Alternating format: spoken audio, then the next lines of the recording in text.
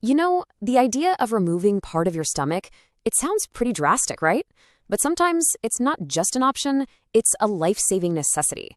Today, we're going to break down two absolute classic surgical procedures, the Billroth I and the Billroth II, to see how surgeons don't just take out a problem, but ingeniously rebuild our digestive system from the inside out. So, how are we going to tackle this? Well, first, we'll start with the big question, why? What could possibly happen that requires such a major operation? Then we'll get our bearings with a quick look at the anatomy. From there, we'll dive into the two main solutions, Procedure 1, the Billroth I, and Procedure 2, the Billroth II. And finally, we'll put them head-to-head to really understand the tough choice a surgeon has to make. All right, first things first. Why on earth would anyone need to have a piece of their stomach removed? As you can probably guess, this is a huge deal, an operation that doctors save for only the most serious of conditions. So let's take a look at what those are. So what's the tipping point? What kind of problem gets so bad that the best, and sometimes the only, solution is to actually go in and remove part of a vital organ?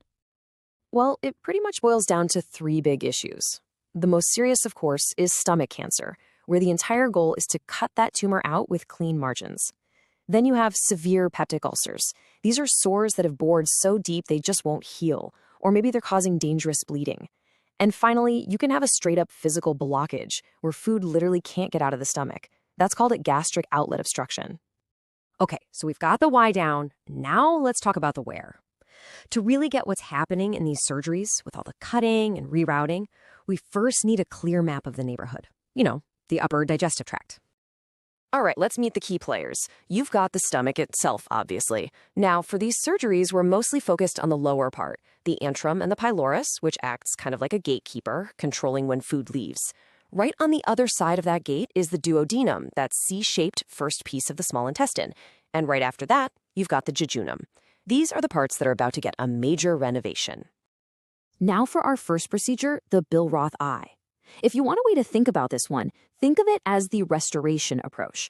The whole goal here is to rebuild the digestive highway so it looks and works as close to the body's original blueprint as possible.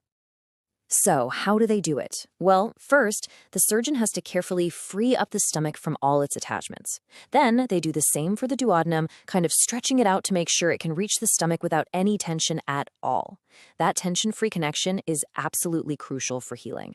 Once the diseased part of the stomach is out, they perform the final beautiful step, stitching the healthy part of the stomach directly back onto the duodenum. And this new connection, it has a fancy medical name, a gastroduodenostomy. I know, it's a total mouthful, but it's actually super simple when you break it down. Gastro for stomach, and duodenostomy means creating a new opening into the duodenum. It's an elegant fix that keeps food flowing on its natural path. Okay, that sounds pretty straightforward, right? But what if that direct connection just isn't possible? What if the duodenum is so damaged or scarred up from disease that trying to sew it would be a disaster? Well, that's exactly where the Billroth II comes in. It's the surgeon's clever plan B. The start of the operation is the same. The bad part of the stomach comes out. But right here is where the roadmap changes dramatically. Instead of reconnecting to the duodenum, the surgeon just closes it off, sews it shut, creating what's called a duodenal stump. Then they simply bypass it, reaching a little further down the assembly line, grabbing a loop of the next section, the jejunum, and hooking the stomach up to that instead. Now, this brings us to what is, without a doubt, the Achilles heel of the Billroth II procedure, that little closed-off duodenal stump. It absolutely has to heal perfectly. There is zero room for error, because any leak from that sealed-off end could cause a massive, life-threatening infection.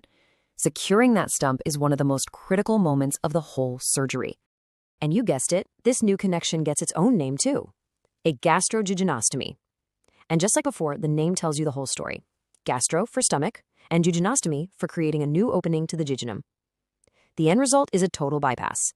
Food now completely skips that first part of the small intestine.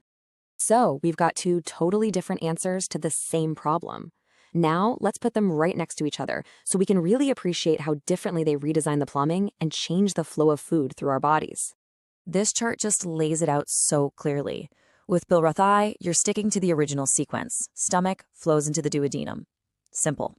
With Billroth II, you're creating a whole new shortcut. Stomach flows into the jejunum.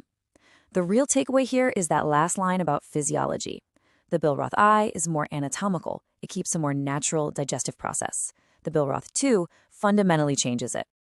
And really, that's the bottom line. Think of it like a road detour. The Billroth 1 is like fixing a pothole on the main highway. Traffic keeps flowing the way it's supposed to.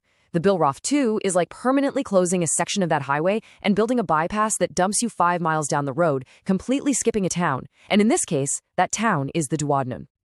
So that begs the question, right? If one route is more natural, why would you ever take the detour? Well, like every single choice in surgery, it all comes down to a careful balancing act, a weighing of the potential risks and benefits.